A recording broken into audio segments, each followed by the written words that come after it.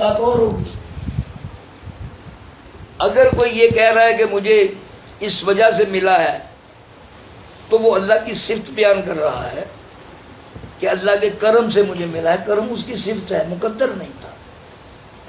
مقدر کا تعلق نیچر سے ہے، اور نیچر جو ہے یہ کبھی بھی تبدیل نہیں ہوتی۔ جس طرح ایک درخت کو اس کی فطرت پر بنایا گیا، اب درخت پر رحم نہیں ہوگا۔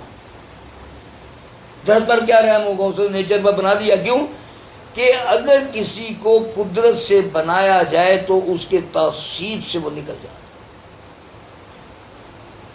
انسان کو اللہ نے مقدر پر نہیں بنایا، انسان کی بناوٹ اور انداز سے۔ یہ جتنی بھی مخلوقات بنی ہیں، آپ نے یہ لیکچر سنے ہوئے ہیں کہ ان کے مقدر پر اللہ نے قائم رکھا ہے۔ میں یہ کہا کرتا ہوں کہ ہر شے اپنے مقدر پر قائم ہے۔ جو شے بھی قائم ہو جائے اسے کسی مدد کی ضرورت نہیں ہوتی، وہ کسی مدد کی محتاج نہیں ہے، وہ کسی صفت کو اپنا نہیں سکتی، وہ کسی صفت میں آ نہیں سکتی۔ کیوں کہ وہ اپنے مقدر پر قائم ہے، اور جو شے اپنے مقدر پر قائم ہو اسے سوائے اللہ کے کوئی متغیر و متبدل نہیں کر سکتا۔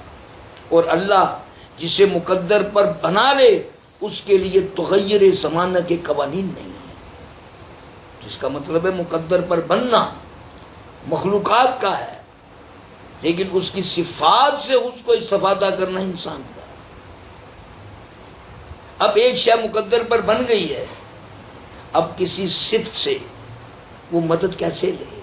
اگر صفت سے مدد لیتی ہے تو مقدر ختم ہو جائے گا اس کا۔ اگر اللہ نے کسی شے کو مقدر پر قائم رکھا ہے تو اس کا مطلب یہ ہوتا ہے کہ کوئی بھی شے قیامت تک اپنے مقدر پر قائم رہے گی۔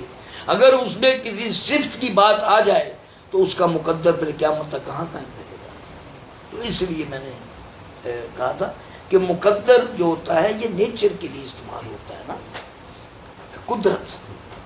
قدرت کا لفظ وہاں تھا، قدرت، تو قدرت کے لیے میں نے نیچر کا لفظ دیا کہ ہر شے کو نیچر کے مطابق قائم رکھا ہے میرے اللہ نے۔ کیا مطلب؟ لیکن انسان کو اپنے توصیفی انداز سے بھی نوازتا ہے، کیونکہ انسان دونوں قوانین کے تحت ہے نا۔ ایک تو انسان اپنے مقدر پر بھی قائم رہے، یہ پرماننٹ لا ہے۔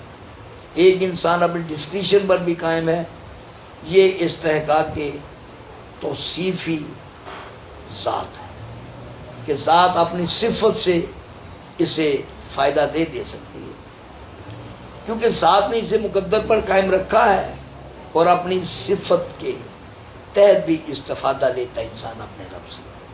تو یہ ان میں فرق ہے۔